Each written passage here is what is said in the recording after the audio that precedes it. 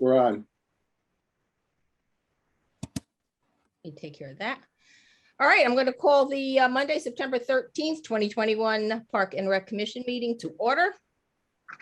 I assume, Rick, we don't see anybody from the public? Do not. Do not. All right, let's go. We've got a lot of correspondence, and if I mess it up, straighten me out. We have a letter from the Chief Hyatt, basically thanks and appreciation for assistance during the National Night Out. That is really nice. We have one from the Hedbergs. They have put in the little library. I'm sure you all saw the article in the paper. I was so happy to see that, read that. Molly and Emma's picture. It just is very heartwarming. Yeah. It was great. Yes. We have Judy Mastriano stopped in at the senior center to let us know that she felt that the Simon and Garfunkel concert was the best she'd ever heard. There was a lot of feedback from people on that one. They really, really enjoyed it. Yeah. And they also really enjoyed the Eagles too. A lot of good comments. So good job, Rick. A lot of good concerts this year.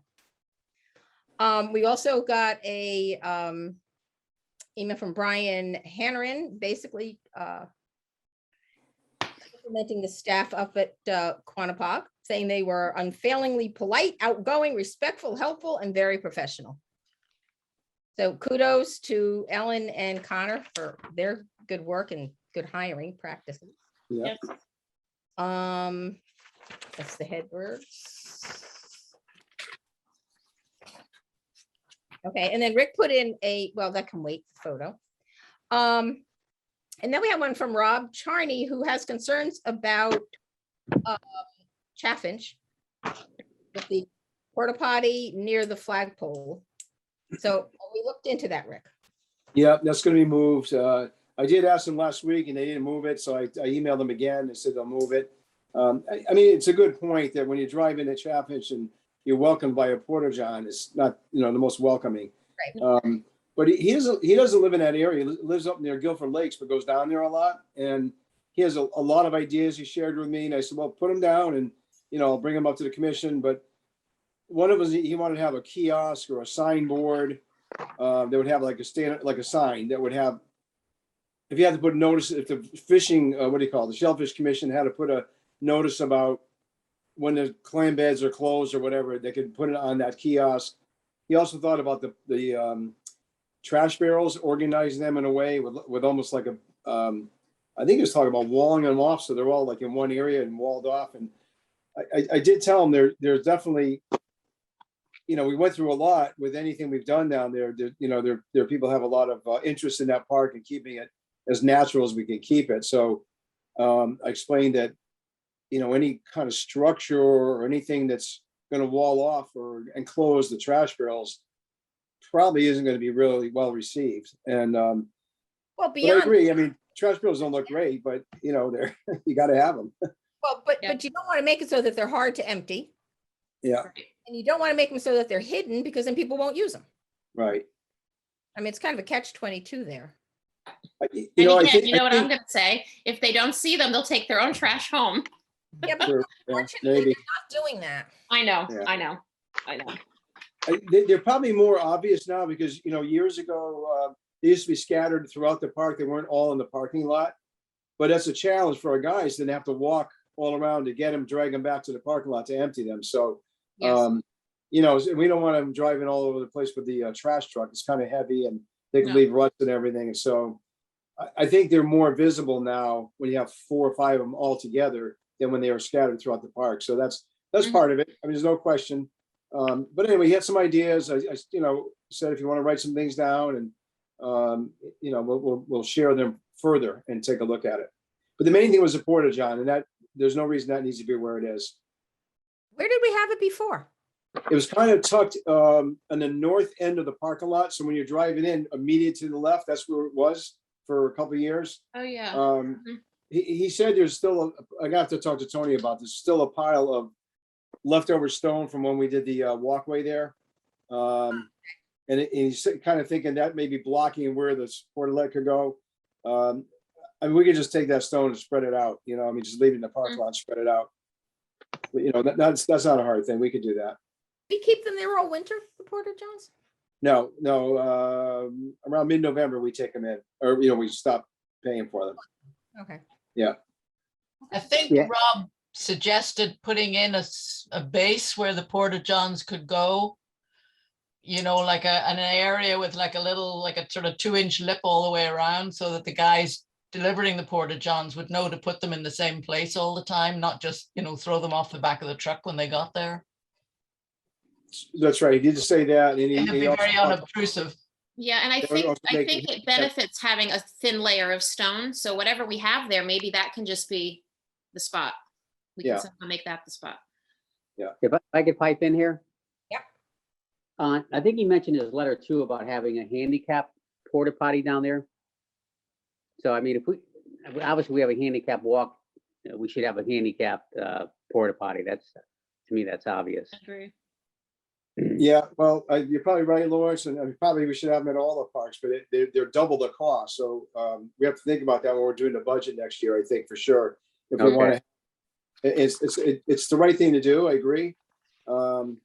Especially now, as you say, we kind of inviting people in a wheelchair or, that need access, better access to go down there with that walkway, but they couldn't get into a porta john. Yeah, I mean, personally, I don't think, we can't say, well, we can't afford it. That's not going to got the mustard. Right. That's not going to go over well. If that's their excuse. I mean, we should get one. I mean, we should get one down there ASAP. I mean, we can't say, well, we can't afford it. I mean, that's not right. Yeah, I'm just saying, if we decide we want to have one at all the places where we have a porta, Yeah. I think we got to think about that because it'll double our budget. But for now, I think we could do it. All right. District, this one with a, anybody could use a handicap one. Right. Yeah, we just only have that one. Good point. Yeah. Oh, that's a good point. Yeah. Just have one down there, one handicap, and everybody can use it. Right. Yeah. Two porta john, just, I can do that. They come and clean them every Friday, so also they just take it out. And when they move it, put the new one in the other spot. But that's crazy that you're saying it's twice as much. I mean, it's the same thing. It's just a little bigger. Yeah. It's about I mean, 150 essentially the same thing. There's probably bars and there's maybe other, things in there to make it Mhm. accessible, but that seems crazy. That seems wrong. When we reserve them for the green, we have one regular one and one handicap. The regular one is $80. The handicap one is $150. That is wrong. Yeah. Mhm, I agree. They're in business to make money, Terry. I know, but really, I mean, What company do we use? I should know this, but Concans, and they're the lowest price. I mean, last time I priced them out, other companies were like $100, $120 for the regular units. And at that time they were like 69. And they went up to, they're 80 now, they've come up, but are they you know, I mean, up in Durham? Are they Durham Middlefield? Is that? well, the owner's Guilford. He's a Guilford resident. He also owns Whitfield Sanitation, Eric Olia. Oh, Eric. Yes. Okay. Okay. Yeah. Yes. I mean, I just think it seems like an interesting question, like the explanation as to why it's so much more, because there may be a valid reason, but it just on the Yeah. surface doesn't seem really right. it's surprising some of the things that are Not right. illogical and, Yeah. there's an organization that, if you want to park near the fair, and this is nothing too close, but if you want to park near the fair, it's a $10 fee. Otherwise, you park in parking lots far away. But the handicapped parking obviously is at the fair. But if you want to use the handicap parking, you have to pay the $10 because it's close to the fair. And I go round and round with these people saying this is totally not right. If you don't choose to be handicapped, That's completely Yeah. true. basically penalizing handicapped people by charging more to let them park. They can't take a bus, obviously. They can't get on the bus. Right. Oh, that's crazy. Yeah, that's crazy. It drives me crazy sometimes what I see people doing, but Mm. All right, so you'll look into that, Rick. I will. Yeah. Okay, and then Thank the you. last one was the one you sent us today from the Conservation Commission, basically telling us that they are starting to look at trails up at the West River Preserve. Well, yeah, well, Bill Johnson he used to be on the Conservation Commission. And I guess he's on the Land Stewardship Committee or something. So he's like in a subcommittee of it. He's been working with us for years at Bittner Park with trails. And in fact, he and I met up there one day last week, walking some of the trails with some comments he has about some improvements. But this one is just informing us that with the West River Preserve, which is the new property we were just talking about earlier that Win Smiths sold to the town, or the town bought, it's going to extend the trails along the river north toward Route 80. It doesn't go all the way up there, but it's just continuing up there. He's wanted to inform us about it. And then if we do some signage about trails at some point in Bittner, I think, he wants us to be all part of the trail system there. So Nice. he has some thoughts about a kiosk, another kiosk or a sign with trail maps, so people will know where all these trails and how they all connect. Okay. All right. Is that all our correspondence? I think that's all our correspondence. Yeah. Busy month. All right. If it's okay with everyone, I'm going to ask you, can we move the seniors program supervisor Terry's report to now? Because she has a couple of things she wants to share with us, and she's got to get to a Board of Ed meeting. Absolutely. Okay, I'm gonna have to make this quick because I've only got about 5 minutes now. So, Sorry. well, I mean, as far as the report, I don't think there should be any question on that. We're operating, everything is going, well. The only change is people have to wear masks, but we're still attracting people to. We had 170 people at a lunch, special lunch, and everybody still seems to be anxious to come and go on trips. Most of our trips are filling, so things are going great with that. I do want to just quickly touch base, because otherwise I'd spend more time, but I really got to get to this meeting. We gave you the demographic report that came through the region. And they're basically just trying to let us know that this population is continuing to grow. And I think it's going to be 36%, something like that of the, and it's increasing. So we need to really continue to offer programming and think about one of the needs. Probably the biggest things right now we need to really keep looking at is the bus situation. I do, want to do a grant again next year and see if we can get another bus, because we have had to retire one bus and we were probably retiring another one. It's a 2008 with 150,000 miles and needs a lot of work, and I'm not sure it's worth fixing. We did just put about $3,000 into our 12 passenger bus, but that's a 2009. It's only got about 50,000 miles. So, and there is no way we could operate with just two buses. We need to have that third one. So, Right. So we got to keep an eye on that. We are hiring a few van drivers, and that's working out well. It's really helped just having a driver that can just use the car. And he's able to pick up one passenger and do some of the longer distance, like to New Haven and things like that. That's working out well. I'm waiting to hopefully hear next week that the second driver, van driver, will be getting approval from DMV. It's been about 3 weeks and it takes about 4 weeks. So once we get him on, I think we'll be good with drivers. The other thing I just wanted to bring up is I am going to be meeting with Tammy at Social Services about, there's a program that they started in a couple towns in Connecticut, and we want to talk about adding on to it. And it basically it ties in with this increase in senior population. It's a kind of like the Guilford Cares, only not just for shopping. Find out what are the needs that seniors have, small needs, pick up a prescription. Maybe there's some out there that do need some grocery shopping for physical reasons, maybe not because of COVID, but just it's very, very difficult for them to get around. What are some of the other ideas? A minor house project, changing a light bulb, that they would have to get on a ladder to change a light bulb. Let's see. The one thing we'd have to give some thought to, because I don't know if it would involve a liability thing or not, is sometimes it would be really handy to have a bus aid for a few people, just to kind of walk along, hold their arm, that kind of thing. So that's another thing that comes up sometimes. Maybe a small, shovel a porch in the winter. And we do have a lot of people that call. They want to do something to help. That when the Guilford Cares thing came out, we had like 100 people that wanted to volunteer. So it's kind of matching that, the volunteers that want to do something with find out what the seniors' needs are for just minor things. There's not going to be anything major that they would need a contractor for, but it also is, the other program that I've talked to Tammy about is, I don't even know if I've told you yet this, right? But there is, under the fuel program, you cannot be on automatic delivery if you're eligible for the fuel program.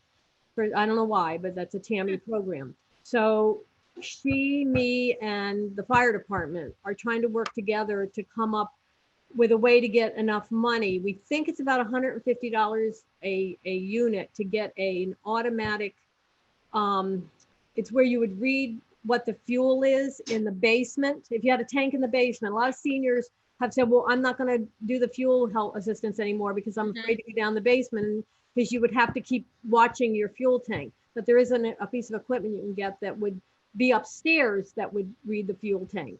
And we don't have details yet. We think it's about $150. So we're going to be looking at ways to come up with funding to maybe help seniors that are on the fuel program be able to get one of those, and they would have it up in, say, their kitchen, and they could watch it, and then they could call when their tank is getting low. I'm thinking of maybe some of the money we make from the senior fair.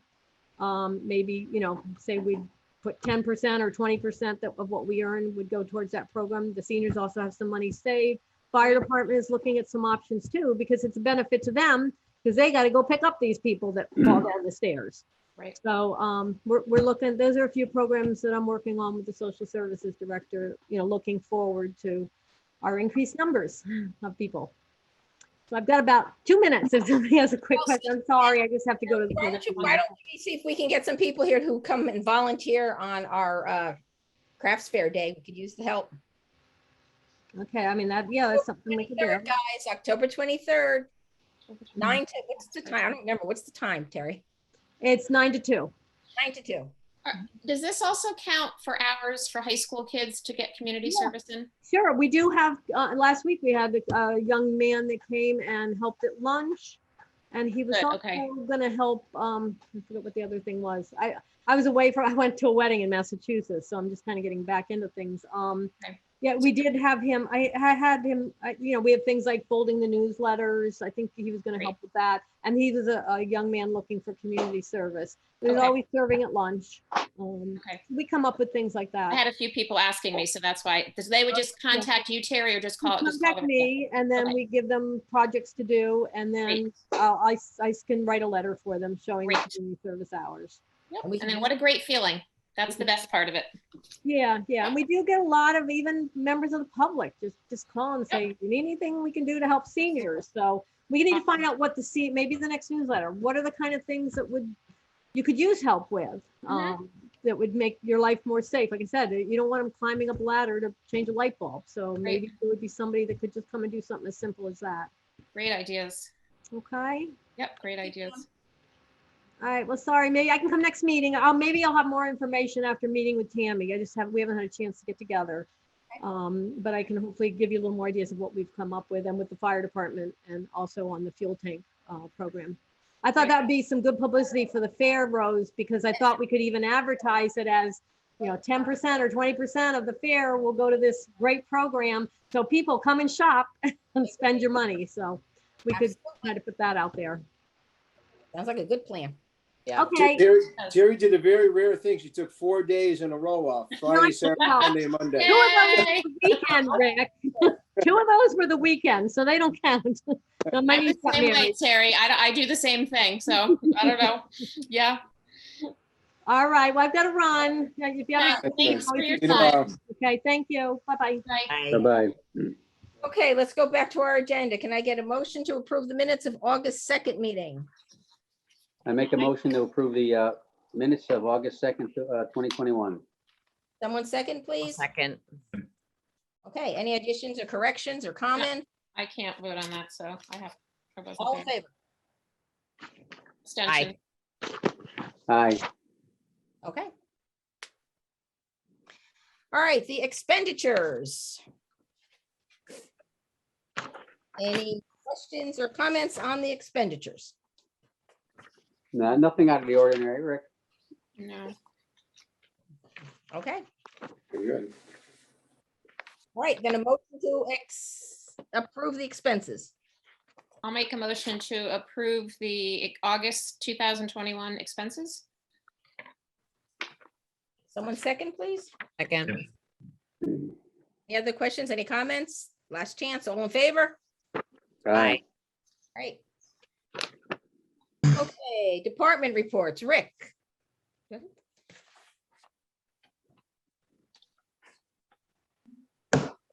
Well, I guess, we talked about the summer concerts already. And the one last night, I don't know if anybody was there last night, was the Doobie Brothers tribute. People thought that was the best one of the summer. Oh, wow. The crowd was a little bit less, I think, because we never gone into September before, but it was the rain date from Henry, whatever that Right. storm we had. Still a good crowd, a decent crowd. The band was absolutely astounding. The vocalist was just amazing. But anyway, those all went well. And, it was another, we didn't have any last year except at the beach, but none on the green. And I think people were thirsty to come back out. And our attendance was good at all the concerts, even the one where it was raining. When it first started, we still had a couple hundred people came, even though it was a Great. lousy night. But they were good. I just want to point out number 11. I met with Sherry Coates. She's the economic development director.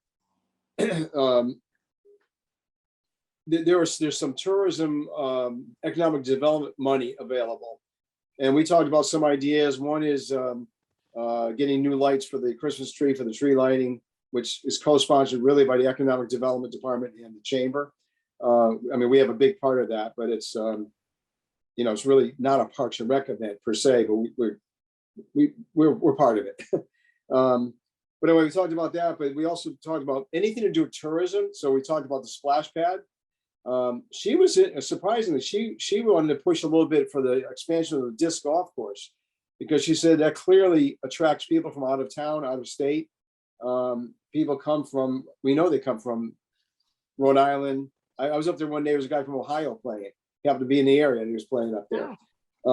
So they come from all around. So she thought the expansion of that might qualify for some funding. But obviously the splash pad is one. I think if we could really try to push that one, because that's something that, the committee is really running to a dead end, trying to really do much fundraising for it. Mhm. In addition to that, at the department head meeting today, Matt talked about the rescue funds that have come in from the federal government, and the town has about $6.5 million. And Matt at the meeting said that some of that can go toward park improvements, park enhancements, and he even mentioned the possibility of splash pads being one of those things. So I've talked with Sherry about some of these other ideas, like we have in our 5-year plan replacing the playscapes at Binder Park and Jacobs Beach. Do we look at some of this $6 million for that? The splash pad. At some point, we're gonna have to talk about if we're gonna do anything with basketball courts, knowing we're gonna lose the ones at the police fire station there. So, we have a lot of things we can look at for park enhancement improvements that we already have on the docket or have in our 5-year plan. But there may be others we could all talk about, if we want to think about it for the next meeting. I don't think that $6 million is getting expended in the next month. I think Matt said there's 4 years to expend. So, maybe when we're talking budget and we start in October, November, talking budget, and we come up with some other things if we think we want to make any improvements to the parks. Well, the other one he mentioned was the septic system at Jacobs. Yeah. Rose, you and I talked to him about that. We know that has to get upgraded. The amount of use we're getting down here now. That's why in the bills, you might have seen Country Septic is the new contractor for the town for doing septic pumping. They were there 2 Saturday nights in a row for an emergency because it was bubbling up, through the drains. And then we hired them. So it wasn't an emergency. The cost was less. We hired them the next 2 Saturdays to come and do it after camp, the day after camp. We can't keep doing that. And so we need to improve that septic system. And that's something I think Matt thinks we can use some of that $6 million for. So that's another project. That's something we really should do this fall, or at least, early next spring. So it's ready to go for next year. Okay. Any questions for Rick? No. All right. No, I'll just reiterate, I was at the Doobie Brothers briefly last night and it was awesome. And I went to a number of the concerts this year. And so thank you for knowing that we should do it this summer and pushing through with all of those. I'm sorry, I missed. Okay,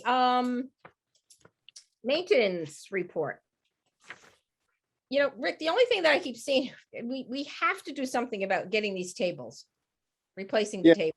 I need to know I'm gonna have Alan check where we are with the program account, see where we are with our unallocated, money is not tied into something, and see if we can start replacing some of those. Yeah, please, because I mean, they're taped, because they get ripped edges. We need to really start to do something about that. Yeah. That's one of the priorities on there. Okay, any questions on Todd's report, anyone?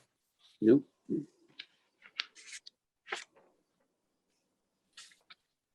And the park foreman report?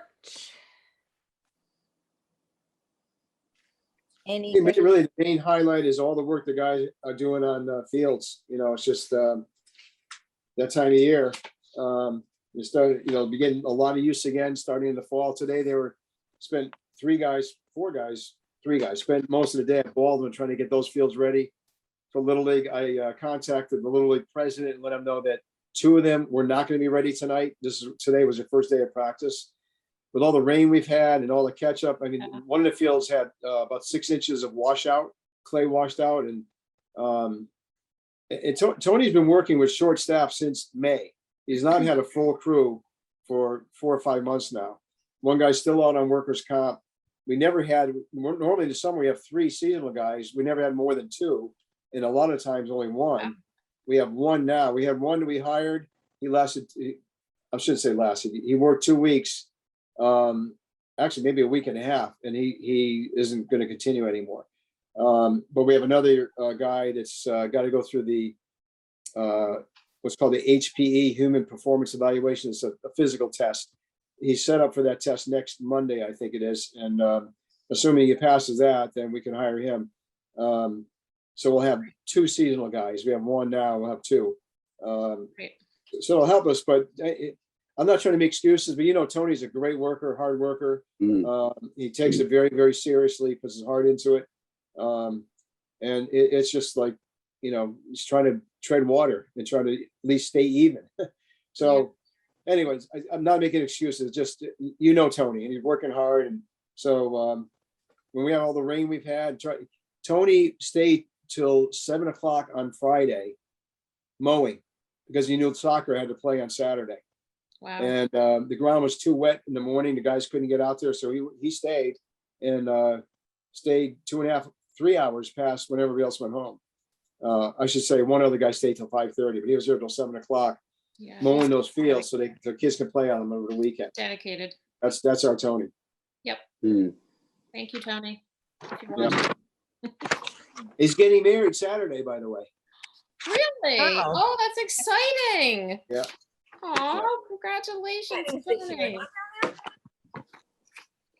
Wow. Yeah. Wow. Okay. And we didn't get one. Should be one from Ellen in there. Yeah, it was just a couple pages earlier, I'm missing it. page 27.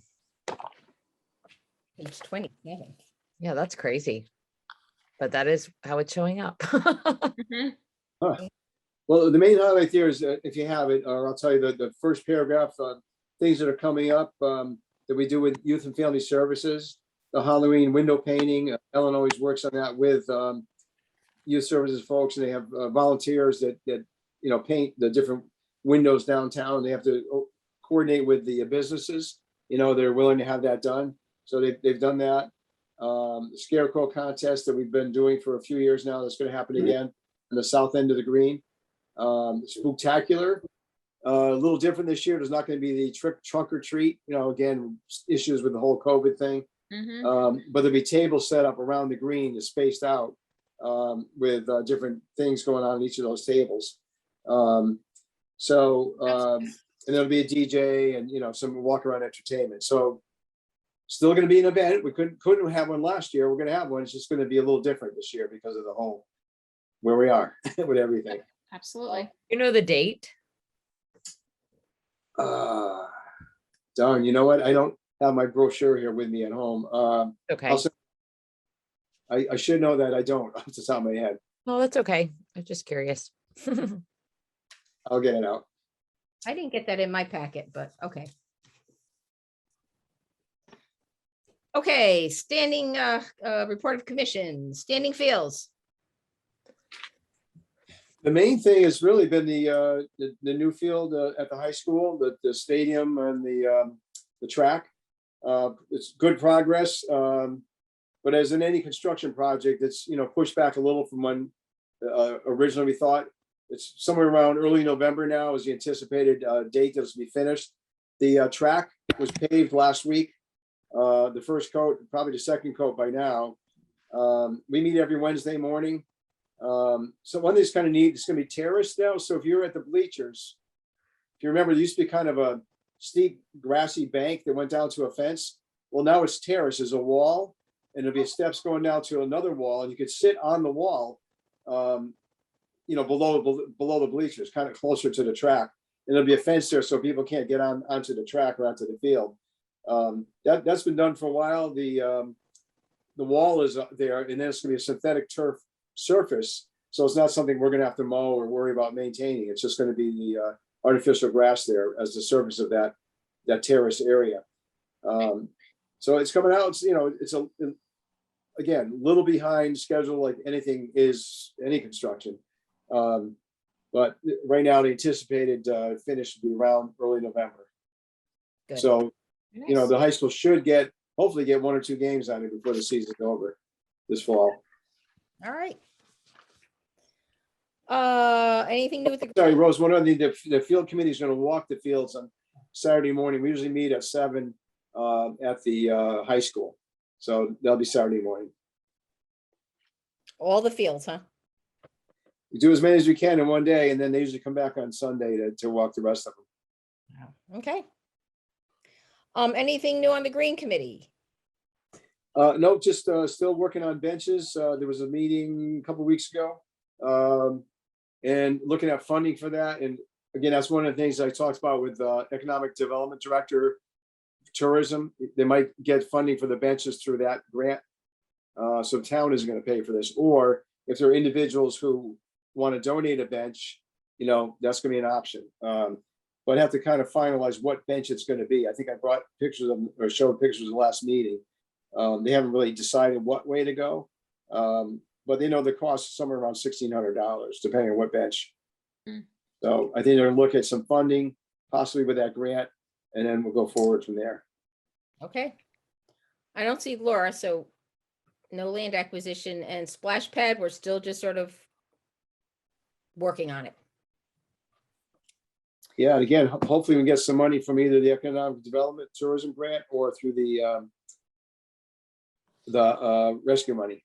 And I know we're going to put a table out at the senior fair too, to encourage donations. So, haven't forgotten. We'll just keep working on it.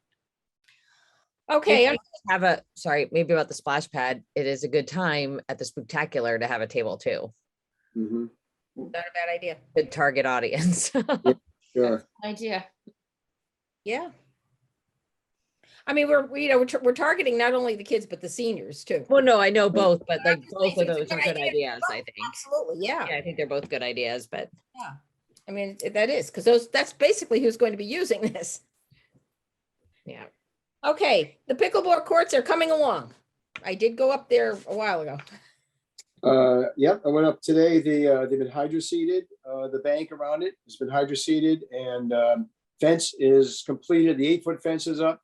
That's on the sides, I guess you call it, or ends, and then the other sides, it's a 4-foot fence. They still have to put the fabric, but the posts are up. And I believe they're planning on starting the painting next week. So our target is being ready by about October 1st. I think we're going to hit that.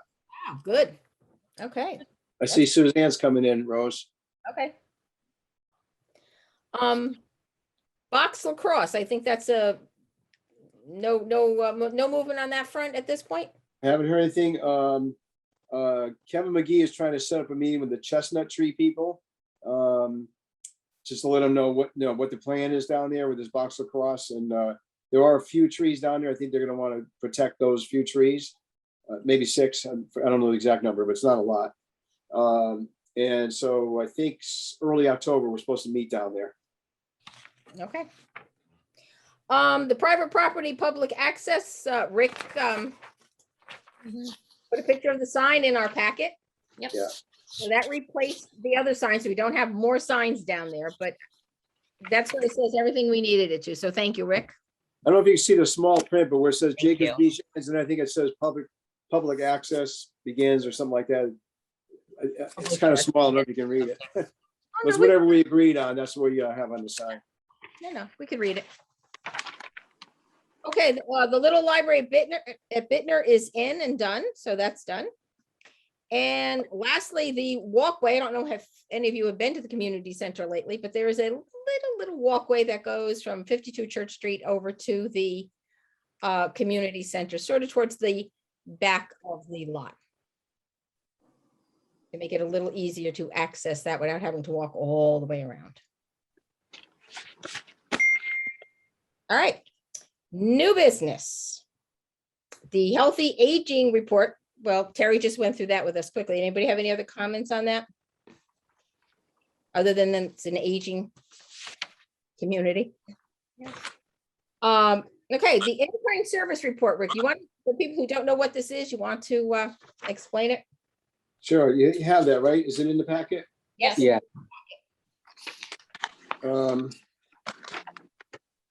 So every year I'm asked by the Board of Ed to write this report for them or submit it on the kind of things that we do for the Board of Ed.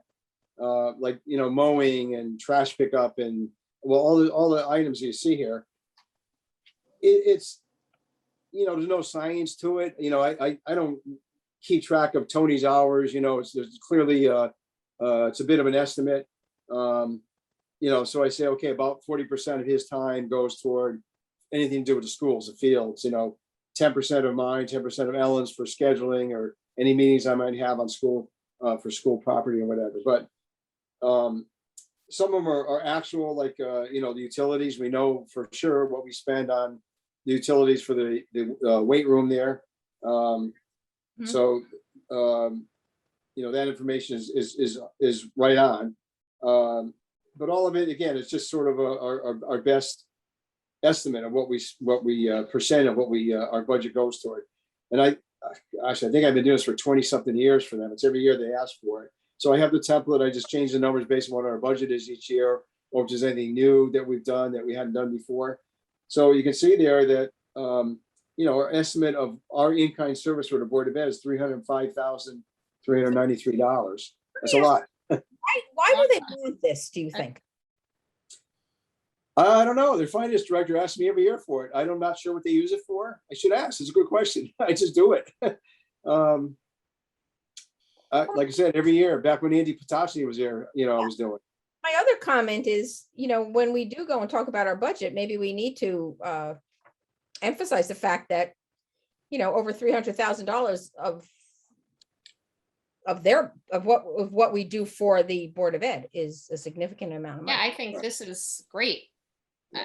Really, that, you don't realize it until you see it in writing and you're just like, wow, that's a lot. Yeah. And the fact that it comes out of our budget Yeah, is important, I think. exactly. So any other comments or questions on that? no. I unless I can't find, I don't think I received that. I don't know. I'm just looking at the digital copy. So It actually, it was in with the was it? correspondence, Yeah. I think, attached it with the correspondence. she put it here. I think it was part of that, but as opposed to the end of the agenda. Yeah, it should be. It was either before or after this page, because I printed on both sides. I'm scrolling through, but I'm like, did I see that? Because I don't. Okay. So it looks like, Neither here nor there. I'll figure it out, but I'm glad yeah. Okay. And so, Rick, maybe you know, not to spend more time on this kind of stuff, but maybe the upcoming year, you know, we can maybe pay a little bit more attention to this, right? Because this is a budget, but this isn't to say that it's not any less or it isn't any more. So it might be something just to pay attention to and be cognizant of throughout the year of really how much, you know, we do. Yeah.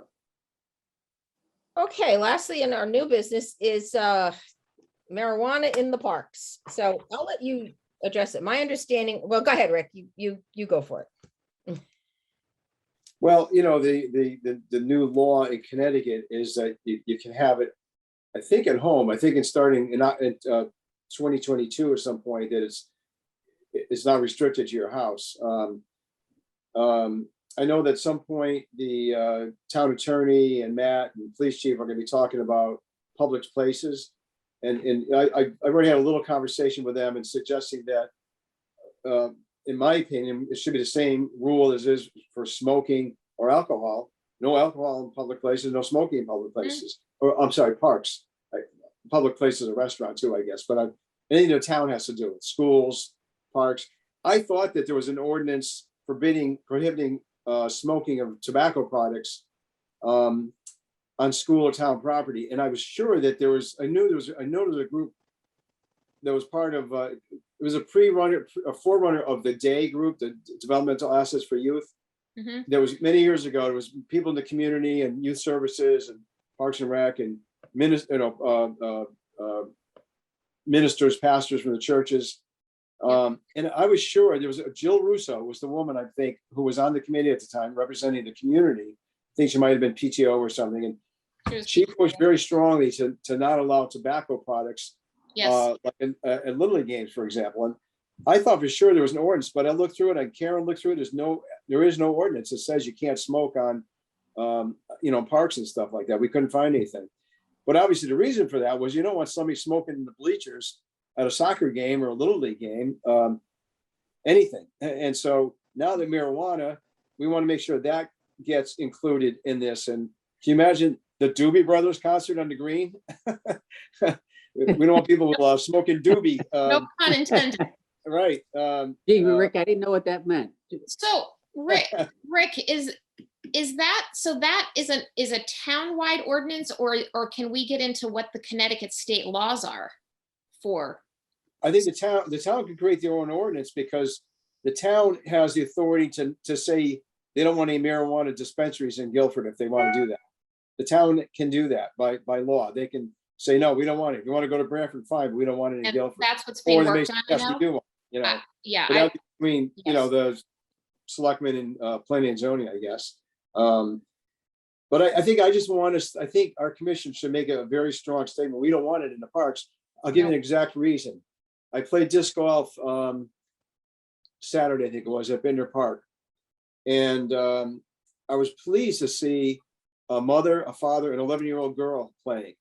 And, I told them who I was and everything. We were talking and they were pleading with me to start a program for young kids to be able to learn how to play disc golf. They love it. It's a family activity. They love being out there. A little later, another hole, I saw a father playing for a second time with his 12-year-old son playing for the first time. And in a different hole, I run into 3 guys and they're smoking pot. And so I'm thinking, well, number one, anyway, again, I told them who I was. The guys, I told them it's a town ordinance. You can't do it. I stretched it a little bit. Maybe it isn't an ordinance yet, but the smoking, you can't smoke. I don't want people. We I don't would have want said people. the same thing. Absolutely. They put it out, but I don't know what happened when I left. But the example of that is, what if that one of those families was right after them at the next hole? You can still smell it in the air, and the little 12-year-old, 11-year-old girl, oh, there's a fire somewhere. What's that smoke? What's that smell, Daddy? I mean, we want that. I don't think we want that happening. It's a little hard to control out in the woods on a trail or in a disc golf course, but I think we want to. Personally, I think we should have a pretty strong statement that we don't think it should be allowed in any parks, any area where the parks or anything we have any responsibility for. Hey, Rick, is town hall, the town hall and the town attorney, are they working on an ordinance now? I don't know. I don't know if they're actually working on it. I know they started some conversations with it, because I've talked to the chief. I talked a little bit with our town attorney about it a little, and Matt, so. I don't know where they are with it. I think the conversation right now is about selling it in town. Are they gonna allow it to be for sale in Guilford somewhere? That's part of the That's a conversation. big discussion right now. And also I'm good friends with my very good friend who runs the day program, and her dad and Pete Palumbo. And, that whole group has worked hard over Right. many, many, many years. Both my girls were on that program, and, they're even talking about, I don't know if anybody's heard, but there's like mobile, they're looking for mobile now, like, the Good Humor truck going around and selling product. I mean, it's out of hand, and it needs to be taken care of before it starts getting totally out of hand. And it's going to happen. It's going to get out of hand really fast if town officials just don't get going on this and making this ordinance. Happening everywhere. I'm very much against it. Will help wherever I can to, help make that happen. We followed. Yeah. The head of the green, where they have the food trucks having a pot cellar there. Don't be Oh, surprised. No, I'm not kidding. That's, wow. yeah. It's hard to control. That's the problem. We followed Yeah, data yesterday, a couple of days ago, it was going, back and forth. We kept thinking, 10 o'clock in the morning, can they be drunk? And finally we pulled up aside them, and they're just passing the joint back and forth. And here they're driving up Route 80 as happy as could be. And it's like, it scares me now. Oh yeah, I don't even want to drive anymore. It's terrifying to me. But I think, Rick, maybe we need to, if the commission is all in agreement, I think maybe we need to start the conversation with our town attorney and our first selectman, and let them know how we feel about the parks, at least. I think it seems like a no-brainer that that's the way it should be. You can't, You would you think. can't have alcohol, you can't smoke. Like, people know that. Like, why would you be able to have smoke marijuana, even if it's legal? Like, it just seems Yeah. so clear that that's. I mean, what- I've been down to a couple of the parks over the summer, and you can smell it. And if I found who it was, I would have had no problem going up to say something. So. Yeah, when we're again, what really brought it, I had my feelings about it anyway, as you all do, but it really brought it home when I saw those families at Binder Park, and Absolutely. there's this guy, 3 guys smoking, on hole number 9 or 8, 9, yeah. Yeah, I mean, there's a And you town think 9 ordinance. is right next to this, the basketball court and the skate, isn't that like where it comes close to, right, the hoops and everything? Well, Meaning- kind of, they're up, way Ken? up on the hill. Yeah, they're up on the hill, but I think the families were ahead of them, so they probably didn't run into it. But if they were behind them, they would have.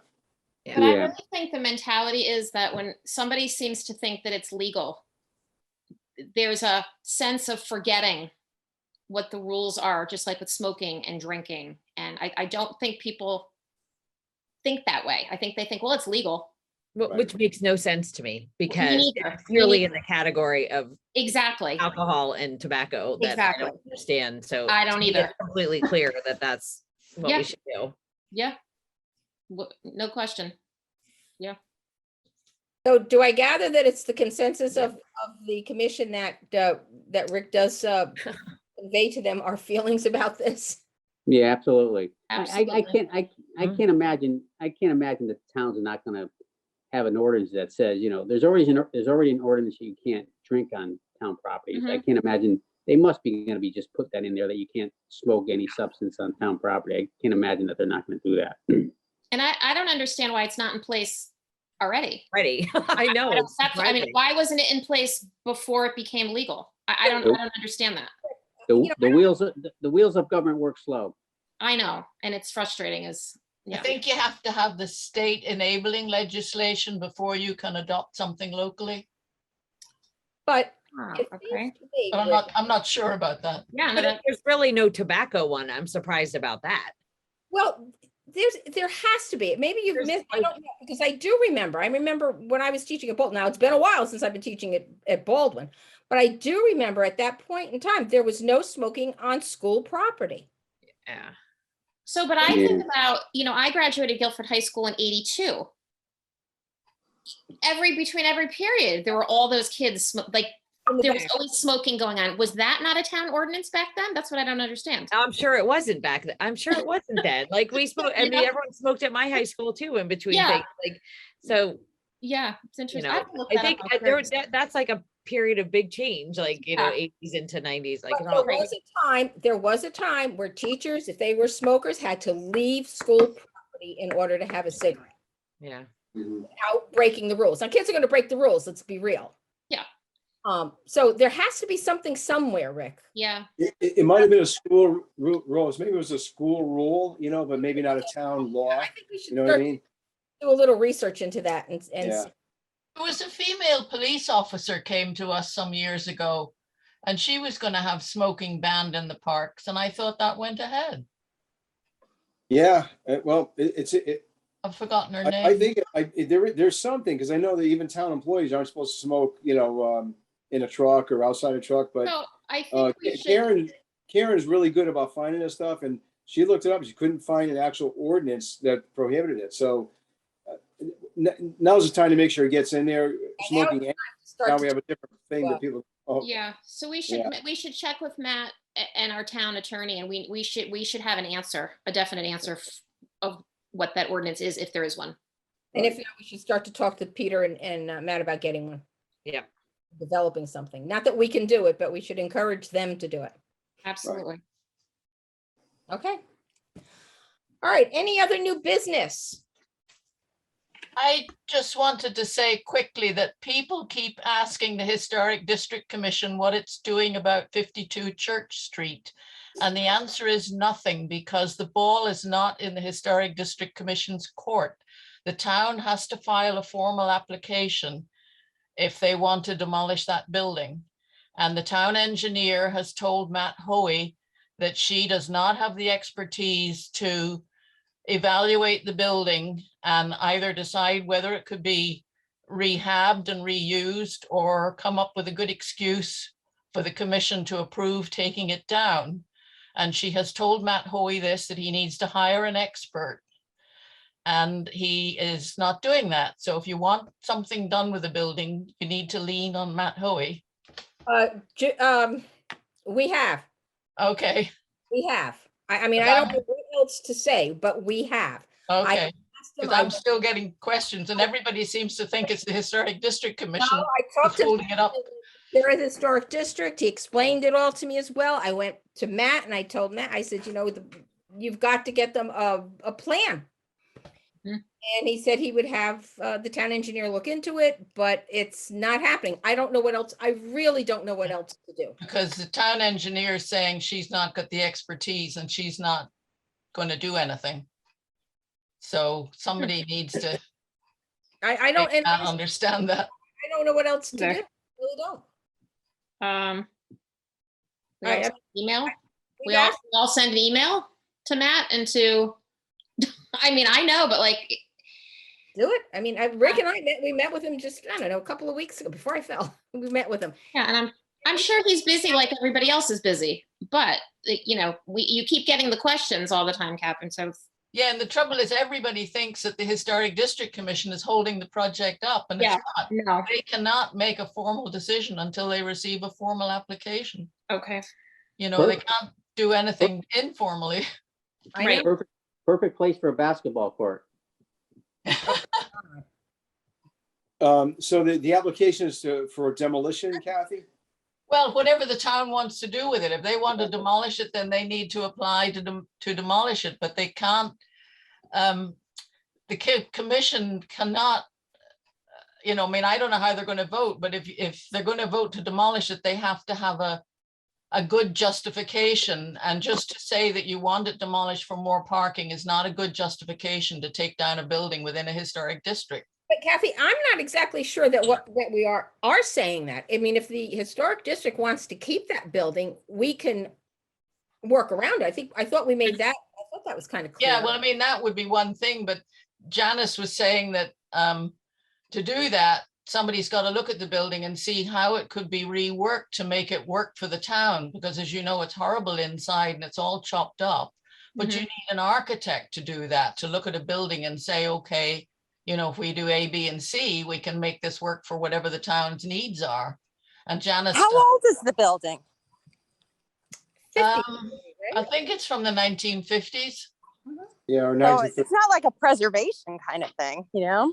Well, No, Yeah, but it's part of the historic district. yeah, And it's part of the fabric of the district, and you can't just say because it's not a 19th century building, it has no value and we can take it down. That doesn't play.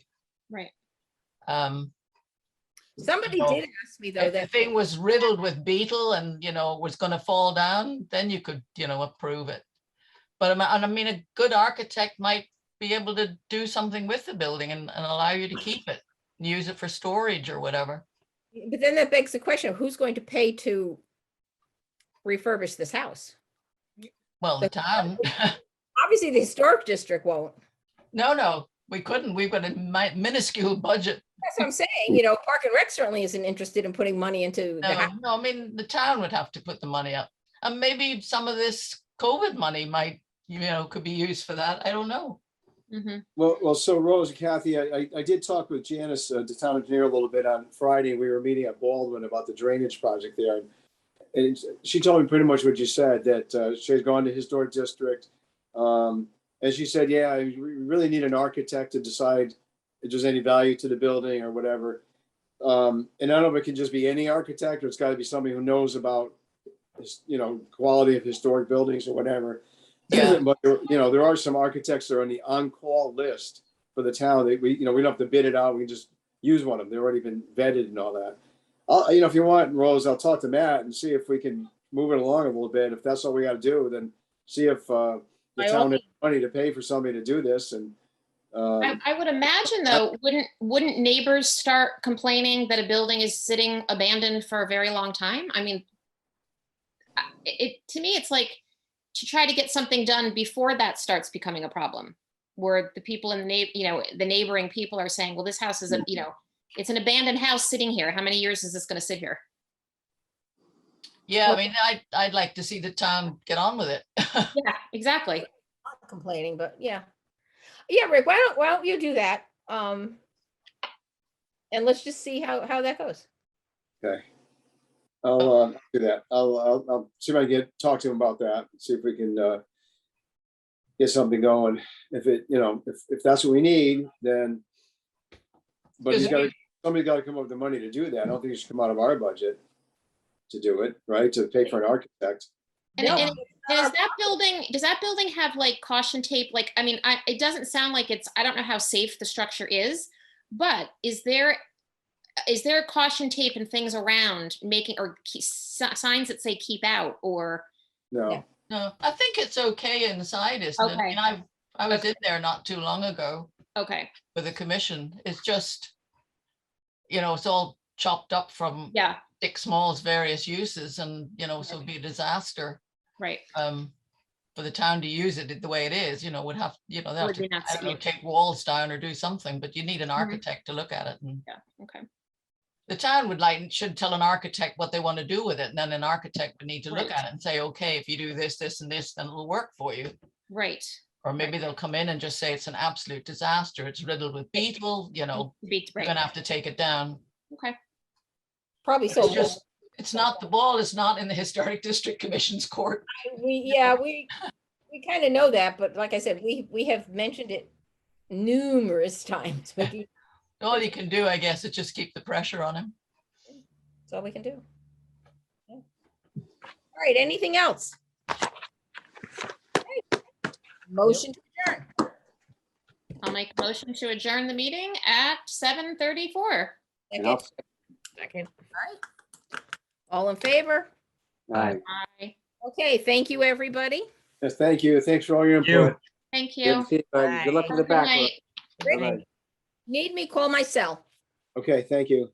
Okay, bye-bye, guys. I Good hope trip. your trip goes well, Rose. Yes, Thank Rose. Have a Bye-bye. good trip. Thank you. Take care of that back. Bye, Kathy.